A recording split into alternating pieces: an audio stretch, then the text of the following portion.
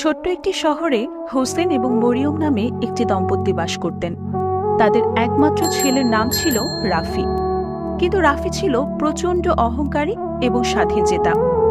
একদিন রাফি তার আব্বু আম্মুর সাথে খেতে বসেছে। আব্বু, আপনি আমাকে একটা ভালো স্কুলে ভর্তি করিয়ে দেন।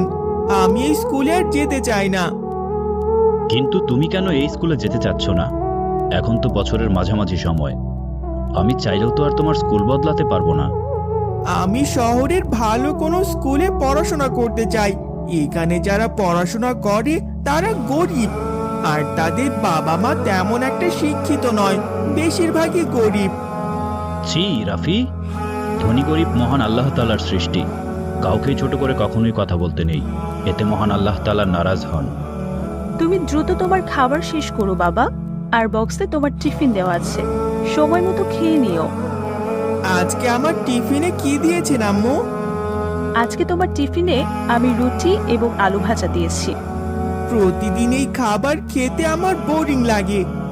মানুষ তার ছেলে মেয়েকে টিফিনে কত মজাদার মজাদার খাবার দেয়, বার্গার, পিৎজা, কত কিছু।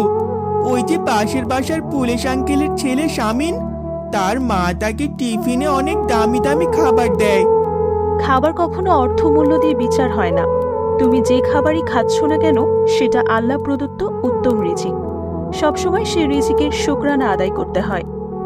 রাফি, তুমি কি জানো পৃথিবীর অনেক দেশে অনেক মানুষ বাস করে যারা 3 বেলা দুমুঠো খাবার খেতে পায় না, আর তাই খাবার যাই হোক না কেন সবসময় শুকরিয়া আদায় করবে। বলো আলহামদুলিল্লাহ।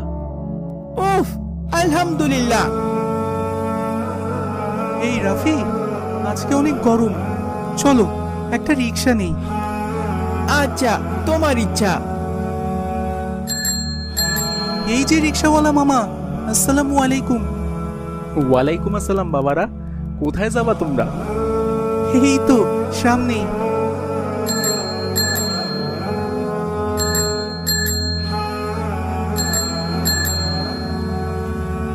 সামান্য একজন রিক্সাওয়ালাকে তুমি সালাম দিলে?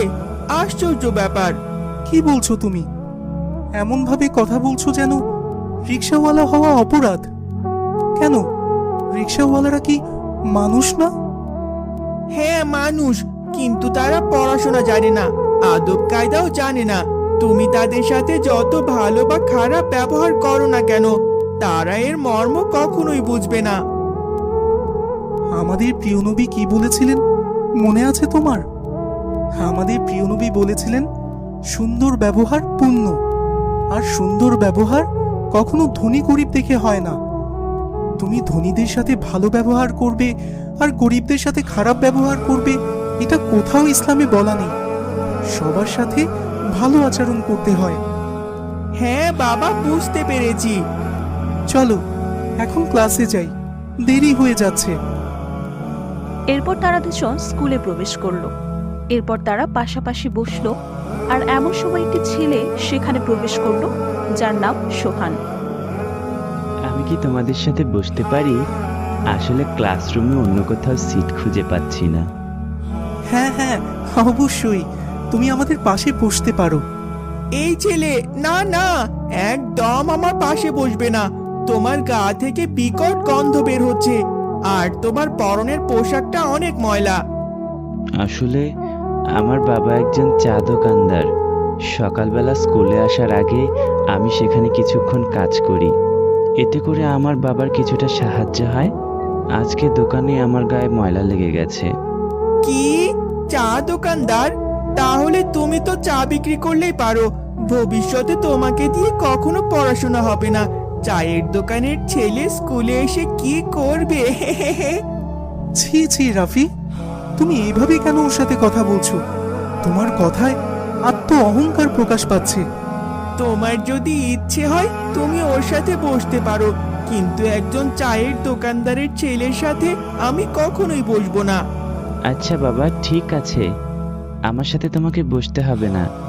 শুনেছিলাম তুমি ক্লাসের ফার্স্ট বয়, সবসময় তুমি ক্লাসে প্রথম হও, কিন্তু তুমি যে এতটা অহংকারী আমি কখনোই বুঝতে পারিনি।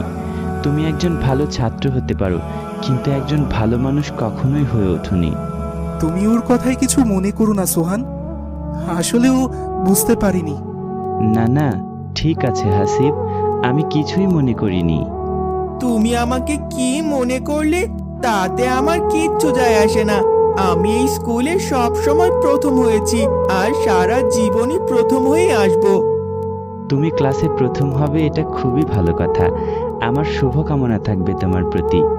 কিন্তু তোমার কথায় অহংকার প্রকাশ পায়, আর মহান আল্লাহ তাআলা অহংকারীকে একদমই পছন্দ করেন না।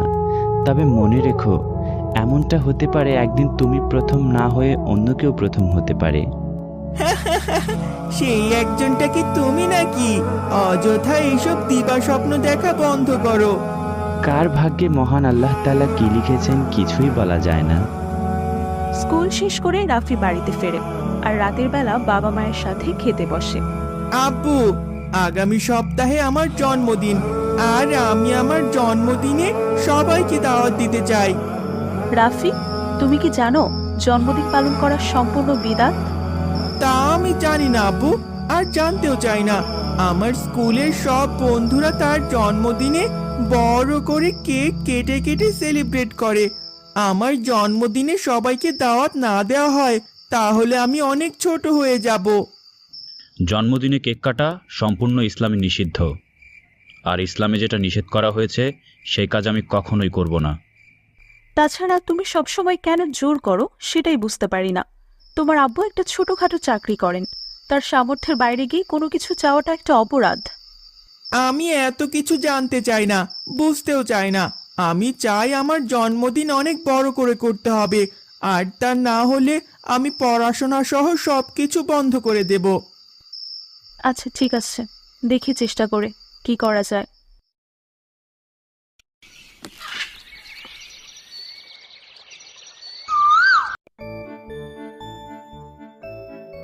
আগামী সপ্তাহে আমার জন্মদিন, তাই এই স্কুলের সবাইকে আমি দাওয়াত দিতে চাই। তা বেশ ভালো। তা কাকে কাকে দাওয়াত দিচ্ছ বন্ধু? ক্লাসের সবাইকে দাওয়াত দিচ্ছি, শুধুমাত্র একজনকে ছাড়া। সেই একজনটা আবার কে? কেন, সেদিন মনে নাই সোহান আমাকে কি পরিমাণ অপমান করলো? আর তাই আমি সিদ্ধান্ত নিয়েছি আমার জন্মদিনে দাওয়াত দেব না। এটা তুমি ঠিক করছো না রাফি। সোহান যদি এটা জানতে পারে তুমি তাকে দাওয়াত দাওনি, সে মনে প্রচন্ড কষ্ট পাবে। আর কারো মন ভাঙা একদমই উচিত না। আমাদের ধর্মে বলা আছে, মন ভাঙা আর মসজিদ ভাঙা সমান কথা। তোমার এসব আবোল তাবোল কথা রাখো। তুমি খুব ভালো করেই জানো সমাজের সবার সাথে আমি তেমন একটা মিশি না। আমি যাদেরকে মেশার উপযুক্ত মনে করি তাদের সাথে মিশি। তুমি নিজেকে নিয়ে এত অহংকার কেন করো জানতে পারি? অহংকার করার মতো অনেক কিছুই আমার আছে। কয়েক বছর ধরে একই ক্লাসে ফার্স্ট হয়ে আসছি। এমনকি আমি যে নাম্বার পাই সেটি রেকর্ড নাম্বার।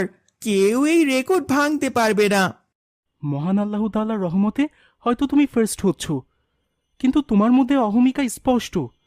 তুমি কি শয়তানের সেই হাদিসটি জানো না? শয়তানের আবার কিসের হাদিস? এই দুনিয়ায় শয়তান সবচেয়ে বেশি মহান আল্লাহ তাআলাকে সেজদা করেছিল, কিন্তু তার এই অহংকারের জন্যই একসময় তাকে জান্নাত থেকে বের করে দেওয়া হয়। শয়তান একসময় অভিশপ্ত হয়। অহংকার হচ্ছে পতনের মূল। এটি সমস্ত সুকর্ম ধ্বংস করতে পারে। আমি যা সিদ্ধান্ত নিয়েছি সেটাই হবে। দয়া করে এই ব্যাপারে কোনো কথা বলো না। আর আমার বাসায় তোমার দাওয়া। এরপর প্রায় 1 মাস কেটে যায়। আজকে রাফি, হাসিব এবং সোহানের স্কুলে বার্ষিক পরীক্ষার ফলাফল ঘোষণা হবে এবং যে ফার্স্ট হয়েছে তাকে পুরস্কৃত করা হবে। আব্বু দেখবেন আমি এইবারও ক্লাসে প্রথম হব। এভাবে বলতে নেই বাবা, বলো ইনশাআল্লাহ মহান আল্লাহর রহমতে আমি ক্লাসে প্রথম হব। প্রিয় শিক্ষার্থীরা, এবার নাম ঘোষণার পালা। এই বছর তোমাদের ক্লাসে প্রথম হয়েছে সোহান।